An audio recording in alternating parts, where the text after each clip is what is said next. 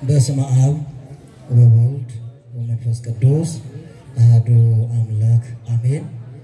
እግዚአብሔር አምላካችን ሆይ ቸርነትና ምሕረትን ያበዛልን በዚህ በቅዱስ ቦታ ተሰብስበን እንድናመልክ የፈቀድክልን አምላካችን እግዚአብሔር በፍጥረት ሁሉ አንደበት ስም የተመሰገነ ይሁን። እናታችን ድንግል ማርያም ስሟ ይክበር ይመስገን። ቅዱሳን አባቶቻችን ክብር ምስጋና ይድረሳቸው። እንዲሁም ቅዱሳን መላእክት ክብር ምስጋና ይድረሳቸውና ክቡር አባታችን መላከ ምሕረት ስዩም ያለው ቤተክርስቲያናችን ዋና አስተዳዳሪ ክቡር መምህር ጦመ ልሳን የአዲስ አበባ ሀገረ ስብከት የሰበካ ጉባኤ ማደራጃ መምሪያ ኃላፊ ክቡራን ሰባካያን ወንድሞቼ አባቶቼ ካህናት ወንድሞቼ ዲያቆናት ዘማሪት እህታችን ፍቅርተ ምእመናንና ምእመናት አባቶች እናቶች ወንድሞች እናቶች ሕፃናትም ጭምር እስከሞት ድረስ በወደደና ባፈቀረን በልዑል አምላካችን በመድኃኔዓለም ክርስቶስ ስም እንደምን አደራችሁ እንደምን አረፈዳችሁ እንደምን አላችሁ አሜን። እግዚአብሔር ይመስገን ብለን እንድናመሰግነው አንደበታችን ለምስጋና ያዘጋጀ የምስጋና ባለቤት የአባቶቻችን አምላክ እግዚአብሔር ስሙ በድጋሚ የተመሰገነ ይሁን። በዮሐንስ ወንጌል ምዕራፍ 14 ቁጥር 16 ላይ ያለ ቃል አንስተን ነው የምንማማረው። ምንድነው የሚለው ቃሉ? የትምህርታችን ርዕስ ሌላ አጽናኝ እልክላችኋለሁ፣ አጽናኝ እልክላችኋለሁ። ሰምታችሁኛል? ሁላችሁም ከኔ በኋላ ትናገራላችሁ። አጽናኝ በሉ እስቲ። እልክላችኋለሁ። እስቲ እናንተ ብቻ በሉት። እልክላችኋለሁ። ይህን ቃል የተናገረው መድኃኔዓለም ክርስቶስ ነው። ማን የተናገረው? ኢየሱስ ክርስቶስ። ለማን ነው አጽናኝ እልክላችኋለሁ የተባሉት? መጽናናት የሚፈልጉት እነማን ናቸው? የሚጽናኑትስ ከምንድን ነው? እንግዲህ አሁን አጽናኝ የተባለው ጰራቅሊጦስ የሚባለው አካል መንፈስ ቅዱስ የሚባለው ነው። አሁን የጰራቅሊጦስ የሚለው ወይ መንፈስ ቅዱስ የሚለው ትርጓሜ አንዱ አጽናኝ የሚል ነው። አሁን እልክላችኋለሁ የእግዚአብሔር ልጆች አሁን ሐዋርያት ክርስቶስን ተከትለው ንውትሉኒ እያለ ሲያስከትላቸው ከወገናቸው ከቀያቸው ከስራቸው ሁሉን ነገር ትተው ክርስቶስን ተከትለዋል። ተለይተው ከዚያ ከነበሩበት ነገር ሁሉ ወጥተው ክርስቶስን ተከትለዋል። ክርስቶስን ሲከተሉ ከዋለበት እየዋሉ ካደረበት እያደሩ የቃሉን ትምህርት የእጁን ተአምራት እያዩ እጅግ ደስ እያላቸው ክርስቶስን ያገለግሉ ነበር። አይፈሩም። ልክ ከአባቱ ጋር ያለ ሕፃን እንደማይፈራ ሁሉ በክርስቶስ አጠገብ ቁጭ ብለው እነሱ የሚያስፈራቸው የለም። ሙት ሲነሳ ያያሉ፣ ዕውራን ሲበሩ ያያሉ፣ ጎባጣዎች ሲቀኑ ያያሉ፣ አጋንንት ሲወጡ ያያሉ፣ ብዙ ድንቅ ተአምራት ሲደረጉ ያያሉ። ይህን ነገር እያዩ እጅግ ደስ እያላቸው ክርስቶስን ተከትለው አብረው ኖረዋል። አሁን ክርስቶስን ሲከተሉ ከሁሉም ነገር ቅዱስ ጴጥሮስ እንደነገረን ሀደግነ ኩሎ ወተሎና ከምንተን ከንረክብ ሁሉን ነገር ትተን ተከትለሃል እኛ ምንድነው የምናገኘው ብለው ጠይቀው ነበር። ሁሉን ነገር ነው ትተው የተከተሉት። ሁሉን ነገር ትተው ሲከተሉ ግን ክርስቶስ አምነው ከሱ ጋር እየኖሩ መጨረሻ ግን ክርስቶስ እነሱን ጥሎ ሊሄድ ነው። ሞተ፣ ወደ መቃብር ገባ፣ ሙስና መቃብሩን አጠፋ፣ ሞትን ድል አድርጎ ተነሳ፣ ትንሣኤውን አበሰራቸው፣ ታያቸው። የተቸነከሩ እጆቹን የተወጋ ጎኑን እግሮቹ የተቸነከሩ እጆቹን ማዩ እግሮቹን ማዩ በጦር የተወጋው ጎኑን ማዩ አመኑ። ከዚህ በኋላ ክርስቶስ በአርበኛው ቀን ሊያርግ ነው። ሲያርግ ግን ሐዋርያት እንዳያዝኑ ብቸኝነት እንዳይሰማቸው እያድገክሙ ጓለ ማምታት እኮ ነው የሞት ልጅ ትሆኑ ዘንድ አልተዋችሁም ብሏቸዋል።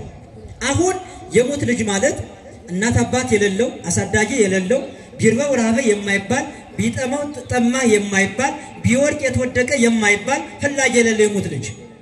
እነሱም እንደዚህ እንዳይሆኑ የሚያጸናቸው የሚያበረታቸው ኃይል ያስፈልጋቸዋል። ያን ኃይል ነው እንግዲህ እልክላችኋለሁ ብሎ ክርስቶስ የነገራቸው። ሌላ አጽናኝ እልክላችኋለሁ። አሁን ይህ አጽናኝ እንግዲህ የእግዚአብሔር ልጆች ሰው ሲያዝን አጽናኝ ያስፈልገዋል አይደል? ሰው እናት አባቱን ቢያጣ ልጁን ቢያጣ ቤተሰቡን በሞት ቢያጣ አጽናኝ ያስፈልገዋል። ተሰብስቦ ሰውዶ የሐዘኑ ተካፋይ ሆኖ አልቅሶ አጽናንቶ አረጋግቶ አይዞ ምንም አይደለም ሰዎች ነን የኛ ሀገር አይደለም ነገ ሀገራችን በሰማይ ነው ሁላችንም ማቾች ነን የጊዜ ሁኔታ ነው እንጂ ቅደም ተከተል ነው እኛ ምን እንዳለ ብለን እናዝናናለን። አዘንተኛ አጽናኝ ያስፈልገዋል። እነ ሐዋርያት አጽናኝ ያስፈልጋቸዋል። ክርስቶስ ሊለያቸው ብቸኝነት ይሰማቸዋል። ብቸኝነት እንዳይሰማቸው የሚያጸናቸው ኃይል ያስፈልጋቸዋል። እሱን ልክላቸዋለሁ ነው የሚላቸው። ምን አላቸው? ከወደዳችሁ ትእዛዜን ጠብቁ፣ እኔም አብን ለምነዋለሁ እርሱም ለዘላለም ከናንተ ጋር ይኖር ዘንድ ሌላ አጽናኝ ልክላችኋል። ከናንተ ጋር ለዘላለም የሚኖር እርሱም ዓለም ስለማያውና ስለማያውቀው ሊቀበለው የማይቻለው የእውነት መንፈስ ነው። የእግዚአብሔር ልጆች የመንፈስ ቅዱስ አንዱ ትልቁ ስራው ማጽናናት ነው። ማጽናናት ክርስቶስ ደቀ መዛሙርቱን ከጠራቸው በኋላ ወደ አራቱም አቅጣጫ ሄደው እንዲያስተምሩ ሲልካቸው ሲሄዱ ግን አትሸለሙም አትሾሙም፣ ወንበር ተዘርግቶ ምንጣፍ ተነጥፎ አይቆያችሁ፣ ስለት ተስሎ ሰዓት ነዶ ይቆያችኋል፣ በስለት ትቆረጣላችሁ፣ በሳት ትቃጠላላችሁ፣ በድንጋይ ትወገራላችሁ። ነገር ግን የትፍርወሙ ከለለ ይቀጥሉ ስጋከሙ ያን ሁሉ መከራ ወንጌልን የወንጌልን የምስራች የሰውን መዳን የአምላክን ሰው መሆን የሰውን አምላክ መሆን ለዓለም ስታበስሩ ለዓለም ስትናገሩ ዓለምን የሚወዱ በዓለም ምኞት የተያዙ ለጣዖት የሚሰግዱ እምነት የሌላቸው ሐልዎተ እግዚአብሔርን የማያውቁ በአምልኮ ባይድ በጣዖት አምልኮ የሚኖሩ እናንተን ያስዋቸዋል፣ ይገርፋቸዋል። ነገር ግን በስጋ ስለሆነ እንዳትፈሯቸው ብሎ ክርስቶስ ነግሯቸዋል። አሁን እኒህ ሐዋርያት ሲሄዱ ሲታሰሩ እስር ቤት ሲገቡ ሐዘን እንዳይሰማቸው የሚያጸና በድንጋይ ሲወገሩ የሚያጸና በሰይፍ ሲቆረጡ የሚያጸና እንደነ ቅዱስ ጊዮርጊስ በመንኮራኩር ሲፈጭ በሳት ሲቃጠል በደብረ ድራስ ተራራ ስጋውን ከፈጩ በመንኮራኩር ከፈጩ አመድ ካደረጉ በኋላ በሳት አቃጥሎ አመድ አድርገው በደብረ ድራስ ተራራው ተረጭቷል፣ ተበትኗል። አሁን በመንኮራኩር መፈጨት ከባድ ነው። እግዚአብሔር ልጆች አሁን ሁላችንም ሞት ያስፈራል። ታመሙ ሞትና በሌላ ስቃይ መሞት ግን ይለያያል። በመንኮራኩር መፈጨት የሰው ልጅ ነፍሱ እያለ ከባድ ነው። አሁን ነፍስ እያለ ነው ከባዱ መከራ በነፍስ ላይ ነው። የስጋ ቁስሉ የሚሰማው ለነፍስ ነው። ምክንያቱም አሁን ሰው ህይወት ያለው አካል ነው። ህይወቱ ነፍስ ናት። በነፍስ ህይወትነት ነው የሚንቀሳቀሰው። ነፍስና ስጋ ቢላዩ ስጋ ይወድቃል። ስጋ ከዚያ በኋላ ሰው አይባልም፣ ሬሳ ወይም በድን ነው ምንድነው። አሁን ነፍስ የተለየውን ስጋ በድንጋይ ቢወገር የሚሰማው ነገር አለ? በሳት ቢቃጠል የሚሰማው ነገር አለ? በመንኮራኩር ቢፈጭ የሚሰማው ነገር አለ? የሚሰማው የለም። ለምን? ነፍስ ተለይተዋለች። ነፍስና ስጋ በአንድ ላይ ሆኖ ግን ነፍስ እስከምትወጣ እስከምትለይ ድረስ በጣም ጽኑ መከራ። አሁን በዚህ መንኮራኩር ውስጥ ሲፈጭ ቅዱስ ጊዮርጊስ የሚያጸነው ግን ምን ነበር? ምን ነበር የሚያጸነው? መንፈስ ቅዱስ ነበር የሚያጸነው። መከራው የሚጸናባቸው ለምን ነበር? መከራውን ተሰቅቀው እምነታቸውን እንዲክዱ ነው።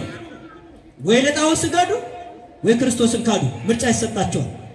ክርስቶስን ከካዱ በሕይወት ይኖራሉ፣ ለጣዖት አንሰግድም ካሉ ይሞታሉ። እነ ቶማስ ዘመራስ 22 ዓመት አስቆጡ እየተቆራረጡ እጅግር የሌለ ሆኖ በቅርጫት እየተጫነ የሚሄደው ቶማስ ለማስተማር ሲንቀሳቀስ በአህዮች ተጭኖ በቅርጫት ላይ ሆኖ ከቅርጫት ላይ ተቀምጦ በአህዮች ተጭኖ ነበር የሚያስተምረው።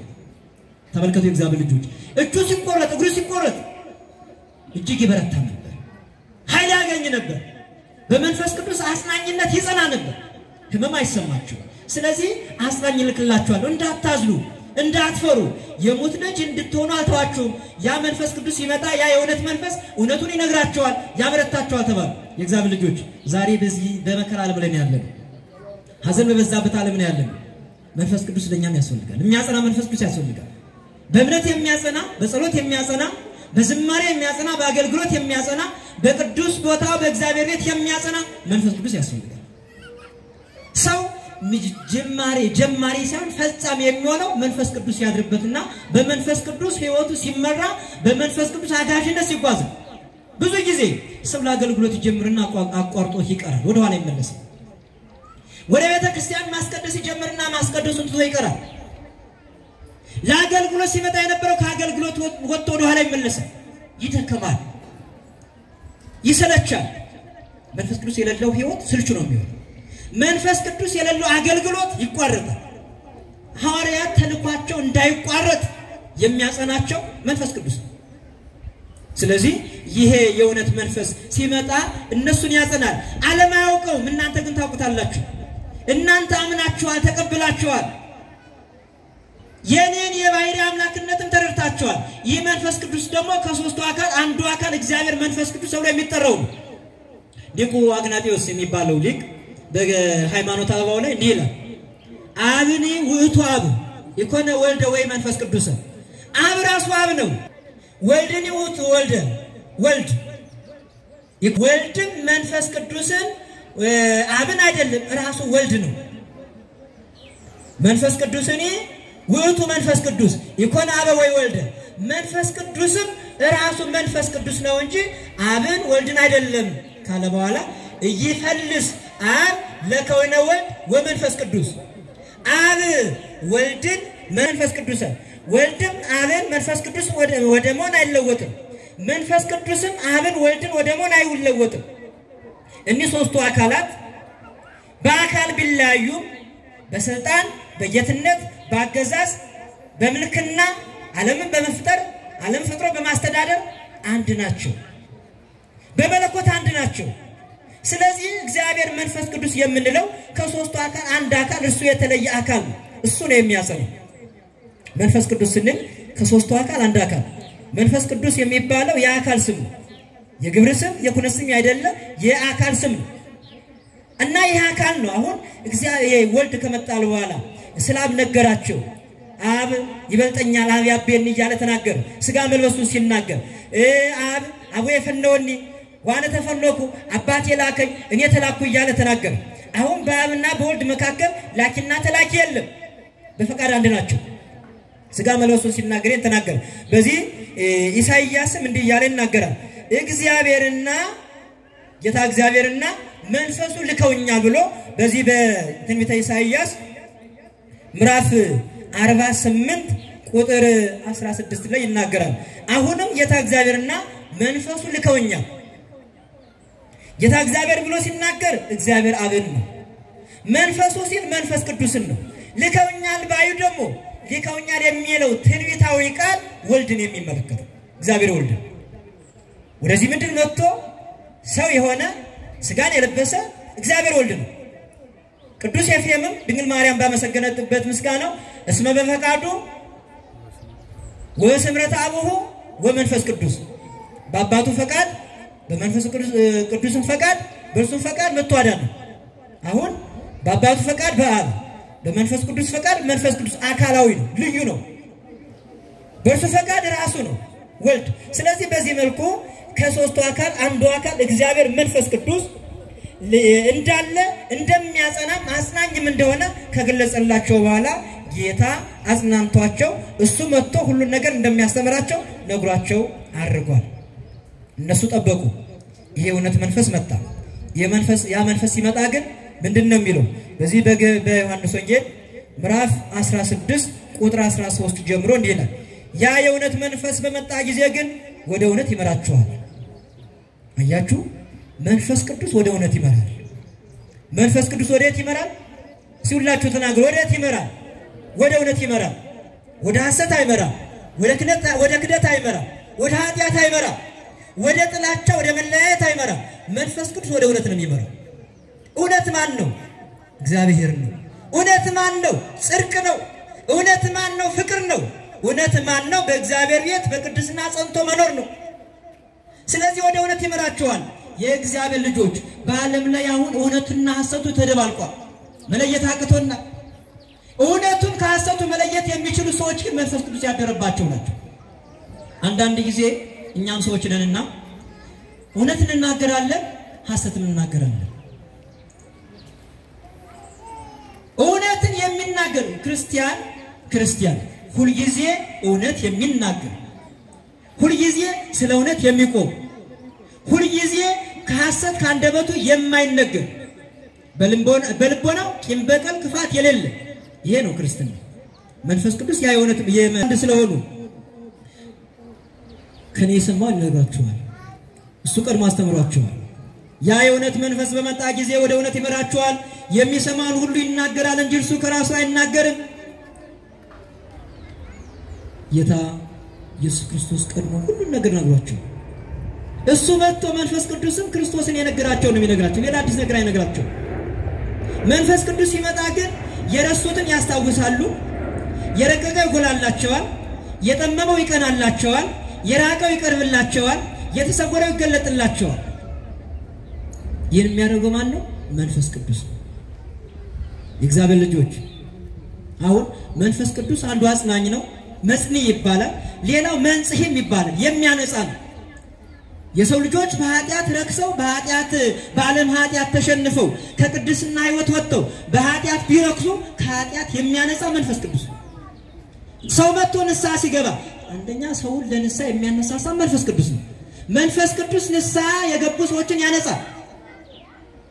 የእግዚአብሔር ልጆች የቆሸሸ ልብስ በሳሙና ታጥቦ እንደሚነጻ ሁሉ ሰው ንስሐ ሲገባ መንፈስ ቅዱስ ያነጻል ከኃጢአት። ሌላው መንፈስ ቅዱስ ከሳቲም ነው፣ ምስጢርን የሚገልጥ የተሰወረን የሚገልጥ። ብዙ ጊዜ መምህራን አባቶቻችን ምንድነው የሚሉ ሲያስተምሩ በጉባኤ ቤት ያስተምራሉ፣ ጥያቄ ይነሳል፣ ደቀ መዛሙርት ይጠይቃሉ። አንዳንድ ጊዜ የማይረዳ ለደቀ መዛሙርት የማይረዳ ጥያቄ አለ። መምህራን ምን ይላሉ? አይ እንግዲህ እኛ የምንናገረው ከመጻሕፍት ያገኘነውን አባቶቻችን የነገሩን ነው። ከዚህ በላይ ምስጢር ይገለጥልኝ ከፈለክ ሱባዔ ግባ ይላል። ከመምህር የቀረውን ላንተ አእምሮ የረቀቀውን የሚገልጥ ማን አለ? መንፈስ ቅዱስ አለ። ሱባዔ ስትገባ እግዚአብሔርን በጸሎት ስትጠይቅ ያንተ አእምሮ ያን ምስጢር ለመቀበል ዝግጁ ከሆነ ያ የረቀቀው ምስጢር በአንተ አእምሮ ውስጥ የሚቀመጥ ከሆነ አንተ ለዚህ አእምሮ ብቁ ከሆንክ እግዚአብሔር መንፈስ ቅዱስ ይገልጥልሃል። ስለዚህ ራስህን ከኃጢአት ለይተህ ካለማሳብ ተለይተህ ሐሳብን ለእግዚአብሔር ሰጥተህ ሁለንተና ለእግዚአብሔር አስረክበህ በጸሎት እግዚአብሔርን ጠይቅ። የዛን ጊዜ የረቀቀው ይገለጥልሃል። የእግዚአብሔር ልጆች አሁን አንዳንድ ጊዜ መምህራንም እንደዚያ ነው የሚሉት። ሌላውን መልስ ከጠፋ ለመንፈስ ቅዱስ መንፈስ ቅዱስ ራሱ ይመልሳል። መንፈስ ቅዱስ የረቀቀው ምስጢር ይገልጣል። ነገር ግን ቤተክርስቲያናችን መንፈስ ቅዱስ ገልጦላት ያልመለሰችው መልስ የለም። ብዙ ጊዜ ብዙ ክደት ተነስቷል። ለዚያ ክደትም ያልተሰጠ መልስ የለም። አባቶቻችን ለሚነሳው ጥያቄ ሁሉ ብቁዎች ናቸው። አንደኛ መንፈስ ቅዱስ ሌላ ጥያቄ ምእመናንን የሚረብሽ እምነትን የሚሸረሽር ጥያቄ እንደሚነሳ ቀድሞ ስለሚያውቅ ቀድሞ ሰዎችን ያዘጋጃል፣ ይመርጣል። የእግዚአብሔር ልጆች እንኳን የረቀቀው ሊገለጥልን የተማርነውንም የተረዳነውንም በመጽሐፍ የተቀመጠውንም ነገር በስራ ላይ ማዋል ተቸግረናል። በስራ ላይ ማዋል ተቸግረናል። እውነት ነው የምነግራችሁ። እንግዲህ ብዙ ጊዜ በሀገራችን በዓለም ላይ ትምህርት አለ፣ ዕውቀት አለ፣ የጠፋው ሕይወት ነው። ምክንያቱም ተምሮ የተማረው ሰው ማስተማር አለበት፣ የተማረው ሰው መለወጥ አለበት። በጣም ችግር የሆነብን በሁላችን ሕይወት በሁሉም በአማኝ በአገልጋይ በተገልጋይ ሕይወት ከባድ የሆነው የተማርነውን ያወቅነውን በስራ መግለጥ ነው። መንፈስ ቅዱስ ያደረበት ሰው በመንፈስ ቅዱስ የሚጸና ሰው መንፈስ ቅዱስ የሚመራው ሰው ሁሉ ጊዜ በወንዝ ዳር እንደተተከለች ዛፍ ነው የሚሆነው። በወንዝ ዳር የተተከለ ዛፍ ሁሉ ጊዜ ልምላሜ ይታይበታል፣ ያብባል፣ በየጊዜው ፍሬ ይሰጣል። መንፈስ ቅዱስ ያደረበት ሰው ይማራል፣ የተማረው በስራ ይገልጣል። የትሩፋት ፍሬ ይታይበታል፣ የምግባር ፍሬ ይታይበታል፣ የእምነት ፍሬ ይታይበታል። የኛ አሁን ሁሉ እየጎደሉብን መጥቷል። የትሩፋት ፍሬ እየጠፋ መጥቷል፣ የምግባር ፍሬ እየጠፋ መጥቷል፣ የእምነት ፍሬም እየጠፋ መጥቷል። ለምንድን ነው ይሄ ሁሉ የጠፋው ብንል እኛ የተማርነውን በትክክል ወይ አልተረዳነውም ማለት ነው የእግዚአብሔር ልጆች። ስለዚህ እንዲረዳን በሕይወታችን እንድንኖረው ያወቅነውን እንድንኖረው በእግዚአብሔር ፊት ተምራችኋል አይደለም ጥያቄው፣ ምን አውቀሃል አይደለም ጥያቄው፣ ስንት ጊዜ በእግዚአብሔር ቤት ተመላልሰሃል አይደለም ጥያቄው፣ ተምሮ ምን ሰርተሃል? ያወቅነውን የተረዳነውን በስራ መግለጥ ያስፈልጋል። ስለዚህ የእግዚአብሔር ልጆች ሁላችንም የተማርነውን ትምህርት በስራ ገልጠን በእግዚአብሔር ፊት ክብርና ሞገስ እንድናገኝ የአባቶቻችን አምላክ እግዚአብሔር ይርዳን። ስለዚህ እኛ ስንደክም የሚያጸናን መንፈስ ቅዱስ ነውና መንፈስ ቅዱስ እንዲያድርብን ለመንፈስ ቅዱስ ማደሪያነት ራስን ማዘጋጀት ያስፈልጋል። ሁሉ ጊዜ የምንነጋገረው ጉዳይ ስለሆነ ምክንያቱም እግዚአብሔር ንጹሕ ባሕሪ ነው። ንጹሕ የሆነው አካል የሚፈልገው ንጹሕ ልብ ነው። ንጹሕ ሕይወት፣ ንጹሕ አካል። ይህ ንጹሕ አካል ንጹሕ በሆነ አካል ላይ ያድራል። በቆሸሸ አካል ማንም የሚያድር የለም። እንኳን እግዚአብሔር ቀርቶ እኛ እንኳን ንጹሕ ወደ ሆነ ቤት ስንገባ እጅግ ደስ ይለናል። ወደ ቆሸሸ ቤት እንኳን መግባት አንችልም። የቆሸሸ ቦታ እንኳን ለመቀመጥ ስንፈልግ ከቆሻሻ ቦታ ላይ የሚቀመጥ ሰው አለ? እስኪ ንገሩኝ። ከቆሻሻ ቦታ ላይ የሚቀመጥ አለ? ለምን? ቆሻሻ ስለሆነ። ያ ቆሻሻ ስለሆነ ከዚያ ቦታ ላይ የሚቀመጥ ማንም የለም። ስለዚህ መንፈስ ቅዱስም ከቆሻሻ ሕይወት ላይ አይቀመጥም። ከኛ በላይ ንጹሕ ነው እሱ። እኛ ከቆሻሻ ወንበር ወይም ከቆሻሻ ቦታ አልቀመጥንም ካል እግዚአብሔርማ ምን ያህል ንጽህናን ይፈልግ ይሆን? እኛ ልባችን ምንድን ልብሳችን እንዳይቆሽሽ ነው የምንጸየፈው። እግዚአብሔር ደግሞ ልባችን ቆሽሾ ሲያይ ምን ያህል የእግዚአብሔር ልጆች ይታምሩኑ ከመታቦቱ አንተ ወለ እግዚአብሔር ቅዱስ ጳውሎስ እንደነገረን እናንተ የመንፈስ ቅዱስ ማደሪያዎች እንደሆናችሁ አታውቁም? ይህ አጽናኝ የሚያጸናቸው ያደረባቸውን ሰዎች ነው። የእግዚአብሔር ልጆች እንግዲህ መንፈስ ቅዱስ ያደረበት ሰው ለተልእኮ የሚፋጠን ለአገልግሎት የሚፋጠን የማይደክም የማይሰለች ሁልጊዜ በእግዚአብሔር ፊት ለምስጋና የሚቆም የሚታይ በቅድስና በሥላሴ መዝገብ የሚታወቅ በሥላሴ የሚታሰብ ሰው። ስለዚህ ሁላችንም የመንፈስ ቅዱስ ማደሪያዎች ለመሆን ራሳችን ማየት ያስፈልጋል። ሌላው መንፈስ ቅዱስ መስተስሪን በደልን የሚያስተሰር የሚያስወግድ ነው። የሌላው መስተምሲም ነው፣ የሚያስደስትም ነው። በቃ ስናገለግል፣ ስንመጸውት፣ ስንዘምር የውስጥ ደስታ የሚሰጥ እርካታ የሚሰጥ አንዳንድ ጊዜ ስንዘምር ውስጣችን ደስ አይለው? እርካታ አለ። ስንጸልይ ደስ ይለናል። ቅዳሴው ስናስቀድስ ውስጣችን የሆነ የሚሰማ የመንፈስ እርካታ አለ። ያን ደስታ የሚሰጠው መንፈስ ቅዱስ ደስታ የሚሰጠው አባቶቻችን ሐዋርያት እዚህ በግብረ ሐዋርያት ዮሐንስና ጴጥሮስ እንዳያስተምሩ ተከልክለው ተገርፈው ሲወጡ ምን እያሉ ይወጡ ነበር ነው የሚለው? ደስ ብሏቸው እየዘመሩ ይወጡ ነበር። በእምነታቸው ምክንያት ሰዎች ክርስቶስን አታምልኩ፣ ክርስቶስን ካዱ፣ ክርስቶስን ለዓለም አትስበኩ፣ የምስራችሁ ወንጌል ለዓለም አትናገሩ ተብሎ አባቶቻችን ሐዋርያት ሲያዙ ሲገረፉ ግርፋቱ አይሰማቸውም። ደስ ብሏቸው እንደተሸለመ ሰው እንደተመሰገነ ሰው ደስ እያላቸው እያመሰገኑ ይወጡ ነበር። ይህን የሚያደርገው ማለት መንፈስ ቅዱስ የእግዚአብሔር ልጆች። ስለዚህ እኛ በሚያገኘን መከራ ሁሉ እናዝናለን፣ ተስፋ እንቆርጣለን፣ ወደ ኋላ እንመለሳለን። መንፈስ ቅዱስ ተስፋ ያስቆርጥ። መንፈስ ቅዱስ ያደረበት ሰው ተስፋ ይቆርጥ። መንፈስ ቅዱስ ያደረበት ሰው ወደ ኋላ አይመለስም። እርፍ አንድ ገበሬ በሬ ይዞ ሲያርስ በሮቹን እየተከተለ እርፍ ዙር የሚከተለው ወደፊት ነው የሚሄድ፣ ወደ ኋላ አይመለስም። መንፈስ ቅዱስ ያደረበት አካል እስከ መጨረሻው ድረስ ነው። ኩን ማይም እስከ ለሞት እስከ ሞት የታመንክ ሁን እስከ መጨረሻው ድረስ እግዚአብሔርን ያገለግላል። እስከ መጨረሻው ድረስ በተልእኮ በጸጋው ይጸናል። እግዚአብሔር በቃ ብሎ ከዚህ ምድር ላይ እስከሚጠራው ድረስ ከጸጋው ወደ ኋላ አይመለስም። ከተልእኮ ወደ ኋላ አይመለስም። ከጽድቅ ስራ ወደ ኋላ አይመለስም። እግዚአብሔር ልጆች መንፈስ ቅዱስ በእኛ ላይ ካደረ እስከ ፍጻሜያችን እንጸናለን። ሌላው አንድ ምሳሌ ነግሬያችሁ ትምህርቴን እጨርሳለሁ። መንፈስ ቅዱስ በርግብ ይመስላል። አሁን ርግብ ምንድነው የሚለው መመራት ትርጓሜው የሚለን ምንድነው? ርግብ ቤት ሰርታ እዚያ ላይ እንቁላል ትጥላለች። እዚያው ጫጩቶችም ፍልፍላ ታወጣለች። እንቁላሉም ቢያፈርጡባት ጫጩቶቿም ቢገሉባት ርግብ አትሸሽም፣ ትመጣለች። እንቁላሉን ስለጣሉባት ስለወሰዱባት አትቀርም፣ ትመጣለች። ልጆቿን ጫጩቶችም ስለወሰዱባት አትቀርም፣ ትመጣለች። ቤቷን ካፈረሱባት ግን ትሄዳለች። ማረፊያ የላትም ማለት ነው። ቤቷ ከፈረሰ ማረፊያ የላትም። መንፈስ ቅዱስ በእኛ ላይ ያደረ መንፈስ ቅዱስ ኃጢአት ስንሰራ ፍጹም አይለየንም። የተወሰነ ግን ይርቃል። ኃጢአት ስንሰራ ይርቃል፣ ይለየናል፣ ይርቃል። አሁንም ኃጢአትን እየጨማመር ስንሰራ አሁንም እየራቀ ይሄዳል። ነገር ግን ቤቱ አልፈረሰም። በፍጹም ግን ኃጢአት ሰርተን ኃጢአት ሳንመለስ እስከ ክህደት ድረስ ከሄድን ግን ሰው ሲግድ በፍጹም ይለያል። መንፈስ ቅዱስ ፍጹም ከአማኞች የሚለየው ሲክዱት፣ በኃጢአት ምክንያት ግን ይርቃል እንጂ አይለይም።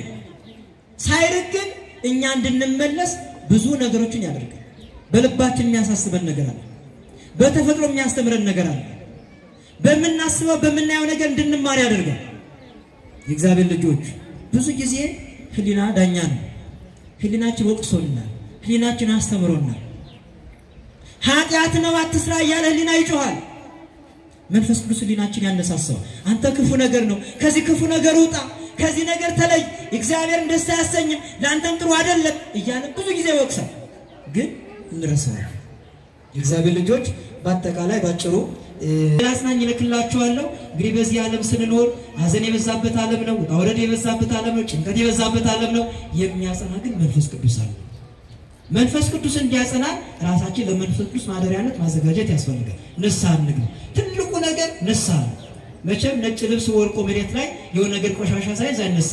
እኛም ወርቀን ኃጢአት ስለማንነሳ ሁላችንም ንስሐ ገብተን የተሰጠንን ጸጋ ጠብቀን ተስፋ ለምናደርጋት መንግስቱ እንድንበቃ የአባቶቻችን አምላክ እግዚአብሔር ይርዳን።